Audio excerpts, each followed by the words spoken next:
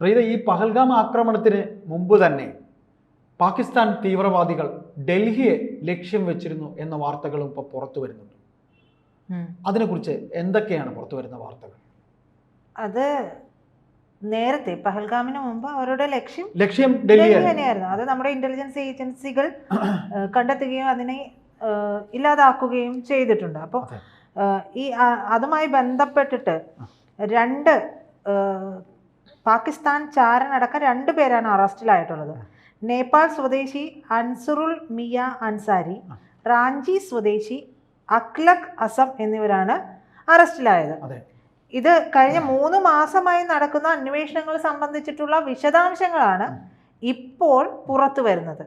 അപ്പോൾ ഈ പെഹൽഗാമിന് മുമ്പ് അവർ നടത്തിയ അറ്റാക്ക് വിഫലമായതോടുകൂടി ആയിരിക്കണം പെഹൽഗാമിലെ അറ്റാക്ക് അവർ ആസൂത്രണം ചെയ്തത് എന്ന് വേണം മനസ്സിലാക്കാനായിട്ട്.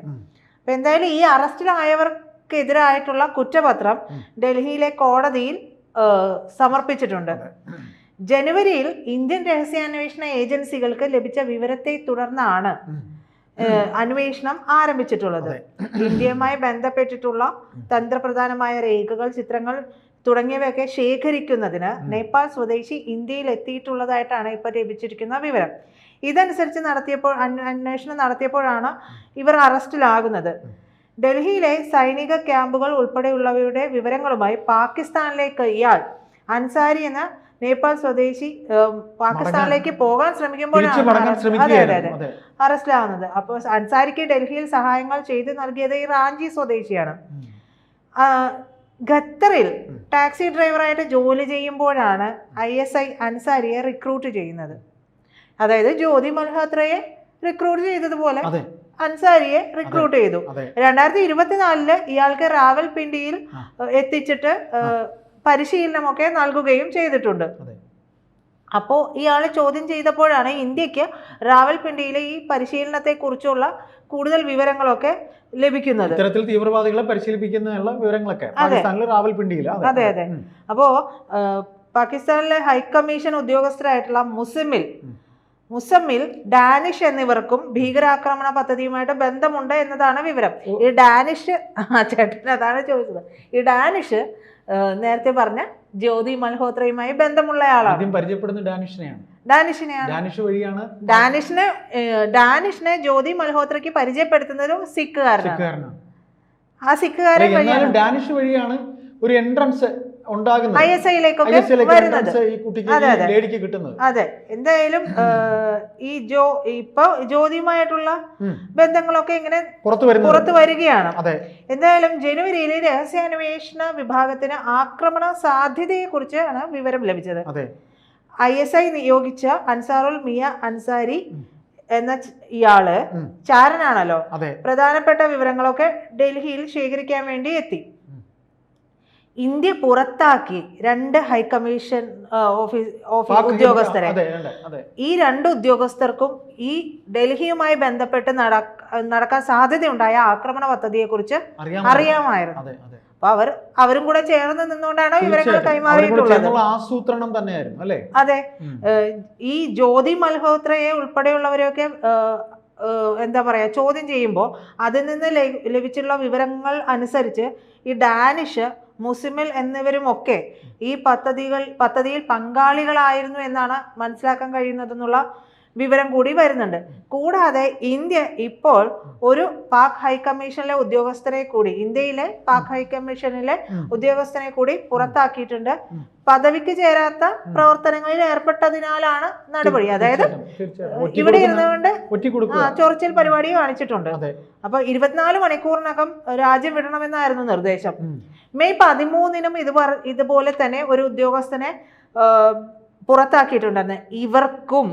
ഇവർക്കും പെഹൽഗാം അറ്റാക്കുമായി അതായത് ഭീകരവാദികളുമായിട്ടൊക്കെ ബന്ധമുണ്ട് എന്നാണ് പറയുന്നത്.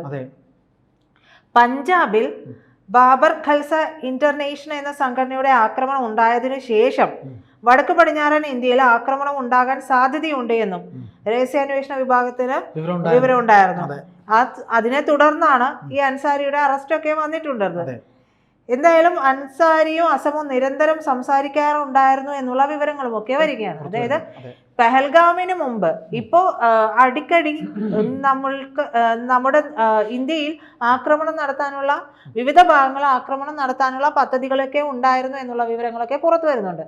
ഈ പുറത്തു വരുന്ന വിവരം മൽഹോത്രയുടെ, അതായത് ജ്യോതി മൽഹോത്രയുടെ യാത്രകളും എല്ലാം കൂടി ബന്ധപ്പെടുത്തി നോക്കിയിട്ടുണ്ടെങ്കിൽ അതിൽ ചില വസ്തുതകളൊക്കെ ഉണ്ട് എന്ന് മൽഹോത്രയെ ചോദ്യം ചെയ്യുന്നതിന്റെ ഫലമായിട്ട് ഇത്തരത്തിൽ നിരവധി തെളിവുകൾ, ഇനി ഡൽഹി ആക്രമിക്കണമെന്ന് പ്ലാൻ ചെയ്തെങ്കിൽ വേറെ ഏതെല്ലാം മഹാനഗരങ്ങൾ ഇവർ ഇതിനു മുമ്പ് പ്ലാൻ ചെയ്തെന്നുള്ളത്. കാര്യം ഇതൊരു ചെറിയ ഓപ്പറേഷൻ അല്ല, കാലങ്ങൾ കൊണ്ട് ഇങ്ങനെ അതിന്റെ ആ ഓപ്പറേഷൻ ഇങ്ങനെ കറക്റ്റ് നടന്ന് എപ്പോ ഇത് ചെയ്യണം എന്നുള്ള ഒരു ഈ സിവിലിയൻസിനെ തന്നെ ചെയ്ത് തന്നെ അതിനവര് പറയുന്ന കാരണങ്ങൾ തന്നെ നമ്മൾ നോക്കുക. ഇപ്പൊ നോക്കുക, അവര് നമ്മുടെ കൊച്ചിൻ ഷിപ്പ്യാർഡിന്റെ ഫോട്ടോ എടുത്തിട്ടിട്ടുണ്ട്. ഈ ജ്യോതി മൽഹോത്ര അതിന്റെ വിവരങ്ങൾ കൈമാറിയിട്ടില്ല എന്നുള്ളത് ട്രാക്ക് ചെയ്യാൻ എളുപ്പമുള്ള നമ്മുടെ പുതിയ പിന്നെ നമ്മുടെ വന്ദേ ഭാരതിന്റെ ഉദ്ഘാടന സമയത്ത് വന്നിട്ടുണ്ടായിരുന്നു. അല്ല, കൊച്ചിയിലേക്ക് അവർ വന്നതിന്റെ തെളിവിനായിട്ട് നമ്മുടെ രഹസ്യാന്വേഷണ ഏജൻസിയിലെ ഉദ്യോഗസ്ഥർ ഏറ്റവും അടുത്ത് തന്നെ എത്തുന്നു പറയുന്നു. അതെ, ഇങ്ങോട്ടേക്ക് എത്തും, കൊച്ചിയിലേക്ക് എത്തുന്നുണ്ട്. അവരെവിടെ വന്നു, എന്ത് ചെയ്തു, ആരെയൊക്കെ കണ്ടു, അവരെ സഹായിച്ചോ, അതെല്ലാം പറയേണ്ടതുണ്ട്. കാരണം നമ്മുടെ നാട്ടില് നമ്മൾ പറയുമല്ലോ സ്ലീപ്പർ സെൽസ് എന്നൊക്കെ പറയുമല്ലോ, ഈ പറയുമ്പോ എല്ലാവരും പറയും നിസ്സാരവൽക്കരിച്ചാല്, പ്രത്യേകിച്ച് സി പി എം അത് പറയാതിരിക്കാൻ വയ്യ. എന്തുകൊണ്ടെന്നറിയോ അതിനകത്ത് ഞാൻ നമ്മൾ സംസാരത്തിൽ പലപ്പോഴും പറഞ്ഞിട്ടുണ്ട്, ഇന്ത്യ എന്ന മഹാരാജ്യം ഇവിടെ ആകെ കോൺഗ്രസ് അല്ലാതെ ഇപ്പോൾ BJP അല്ലാതെ ഈ കുറ്റപ്പെടുത്തുന്നവർ ഒരു വലിയ രാജ്യത്തിൻ്റെ ഭരണം എന്ന് പറയുന്നത് ഇവർ ഏറ്റെടുത്തിട്ടില്ല. കേവലം 1-2 സംസ്ഥാനങ്ങളിൽ ഭരിച്ചിട്ട് ആ സംസ്ഥാനത്തിലെ ഭരണം വേറെയും രാജ്യത്തെ ഭരണം വേറെയാണെന്ന് ഇവർ മനസ്സിലാക്കണം. ഇവരുടെ അല്പജ്ഞാനമാണ് ഈ പറയുന്നത്. ഇപ്പോൾ പഹൽഗാമിൽ തീവ്രവാദികൾ എവിടെ എന്ന് ചോദിക്കുന്നുണ്ട്. ഇവർ ഈ നടത്തിയിട്ട് പോയ തീവ്രവാദികളെ നിങ്ങൾ കൊന്നോ എന്ന് 2ാമത്തെ ദിവസം MA ബേബി ചോദിച്ചു. നമ്മൾ ചോദിച്ചു പോവുകയാണ്. കാര്യം എങ്ങനെ ഇവർക്ക് അഭയം കൊടുക്കാൻ ഒരു പാകിസ്ഥാൻ പോലൊരു രാജ്യമുള്ളപ്പോൾ. അത് മാത്രമല്ല, CPM-ന്റെ ഒരു നയം അനുസരിച്ച്, നമ്മുടെ വിഷയം മാറിപ്പോകുന്നതല്ല, CPM-ന്റെ ഒരു നയം അനുസരിച്ച് ഇപ്പൊ ഇവര് ഭീകരവാദികളെ കൊന്നോ എന്ന് ചോദിക്കുന്നു. ഭീകരവാദികളെ നമ്മൾ ഒറ്റടിക്ക് തട്ടി എന്നുള്ള വാർത്ത പുറത്തു വന്നു എന്ന് വിചാരിക്കുക, അവരുടെ മനുഷ്യാവകാശം പറയും CPM. തീർച്ചയായിട്ടും അതിന് മറ്റൊരു വശം പറയും. അജ്മൽ കസബിന് മനുഷ്യാവകാശം പറഞ്ഞ ആൾക്കാരാണ്. അതായത് നമ്മുടെ നാടിനെ ആക്രമിച്ചതിലുള്ള ഒരാളെ പിടികൂടുകയും അയാളെ നിയമപരമായുള്ള എല്ലാ തെളിവുകളും തൂക്കി കൊന്നു കഴിഞ്ഞപ്പോൾ, വധശിക്ഷയ്ക്ക് വിധിച്ചു കഴിഞ്ഞപ്പോൾ അയാൾക്ക് മനുഷ്യാവകാശമുണ്ടെന്ന് പറഞ്ഞു. എനിക്കറിയില്ല കേട്ടോ, എനിക്ക് എൻ്റെ നാടിനോടൊരു പ്രതിബദ്ധതയൊക്കെയാണ്. അപ്പോൾ ഈ എന്നെ സംബന്ധിച്ചൊക്കെ പൊതുവിൽ നമുക്ക് ദേശീയ ബോധമുള്ളവർ, അത് മേജർ രവി ഒരു സ്റ്റേറ്റ്മെൻറ്റിൽ പറയുന്നുണ്ട്, നമുക്ക് അവന്മാരെ തിരിച്ചടിക്കണമെന്ന് തോന്നി, നമുക്ക് അവന്മാരെ ഇല്ലാതെയാക്കണമെന്ന് തോന്നി. അത് തോന്നിയിട്ടുള്ള ഓരോ മനുഷ്യനും എന്ന് പറയുന്നത് ഒരു ദേശീയ ബോധം ഉള്ളിലുള്ളതുകൊണ്ടാണ്, അല്ലാണ്ട് പ്രത്യേകിച്ച് അവരോടൊരു വൈരാഗ്യം ഉള്ളതുകൊണ്ടാണ്. നമ്മുടെ ഉള്ളിലെ ദേശീയത തന്നെയാണ് ഈ ചെറിയൊരു സംഭവത്തോടെ പുറത്തു വന്നു എന്നുള്ള അഭിമാനത്തോടെ നമുക്ക് പറയേണ്ടി വരും. കാര്യം നമ്മൾ ഇവിടെ ജനിച്ചു വളർന്നവനാണെങ്കിൽ നമ്മളുടെ ആ ദേശീയത ഉണ്ട്, അത് ഉണ്ടാകും എന്നുള്ളത് ഇൻബോൺ ആണ്, അത് ഉണ്ടാവണം. ഞാൻ കഴിഞ്ഞ ദിവസം കണ്ട ഒരു റീലില് വന്ദേ മാതരം ചൊല്ലുകയാണ്, എല്ലാവരും എഴുന്നേറ്റ് സ്റ്റാൻഡ് ബൈ ആയിട്ട് നിൽക്കുകയാണ്. അതിൽ ഒരാൾ മാത്രം, നമ്മൾ പറയുമ്പോൾ മതം പറയുന്നു അങ്ങനെ പറയുന്നതല്ല, പക്ക ആ ഒരു പ്രത്യേക വിഭാഗത്തിൻ്റെ ഡ്രസ്സ് ധരിച്ചിട്ടുള്ള ഒരാൾ മാത്രം ആ വന്ദേ ഭാരതം എന്ന് ഇത് കേൾക്കുമ്പോൾ കാലുമേൽ കാല് കയറ്റി വെച്ചിരുന്നു കൊണ്ട് മൊബൈൽ നോക്കുകയാണ്. വന്ദേ മാതരം ചൊല്ലുമ്പോഴാണ് എന്ന് ആലോചിച്ചു നോക്കണം. എത്ര നികൃഷ്ടമായിരിക്കും മനസ്സെന്നുള്ളത് ഞാൻ സത്യം പറഞ്ഞാൽ ഞാൻ ചിന്തിച്ചത്. അപ്പോൾ നമ്മുടെ രാജ്യത്തിന്, ഇന്ത്യയുടെ ഏറ്റവും വലിയ ഭീഷണി എന്ന് പറയുന്നത് അത് തന്നെയാണ്. നമ്മുടെ ശത്രുക്കൾ നമുക്ക് പുറത്തല്ല, നമ്മുടെ അകത്ത് തന്നെയാണ്. അത് പറയാതിരിക്കാൻ പറ്റില്ല. ഈ ഇടയ്ക്ക് അവിടുത്തെ ഒരു MP പറഞ്ഞ കാര്യം ഓർക്കുന്നുണ്ടോ? നരകത്തിൽ പോണോ പാകിസ്ഥാനിൽ പോണോ എന്ന് ചോദിച്ചാൽ നരകത്തിൽ പോകണമെന്നേ പറയുള്ളൂ. അത്ര കണ്ട് നരകമെന്നാണ് പറയുന്നത്. ഈ പറയുന്ന രീതിയിൽ ഇവിടെ പാകിസ്ഥാൻ സ്നേഹം കാണിക്കുന്നവരെ 1 മണിക്കൂർ പോയിട്ട് 1 മിനിറ്റ് നിൽക്കില്ലെന്നാണ് അവിടുത്തെ തന്നെ ആൾക്കാർ പറയുന്നത്.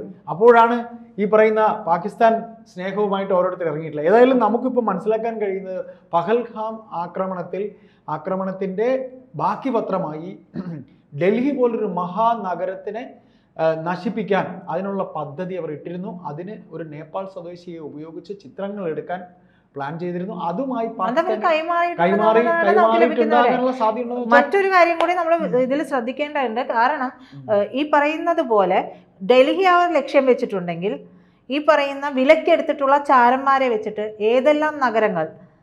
ഏതെല്ലാം നഗരങ്ങൾ അവരുടെ ഹോട്ട് ലിസ്റ്റിലുണ്ട് എന്നുള്ളത് നമ്മൾ അവർ നേരത്തെ റഡാറിൽ ഏതൊക്കെ കണ്ടിരുന്നു എന്നുള്ളത് ഇനി വൈകി നമുക്ക് അറിയാൻ കഴിയും.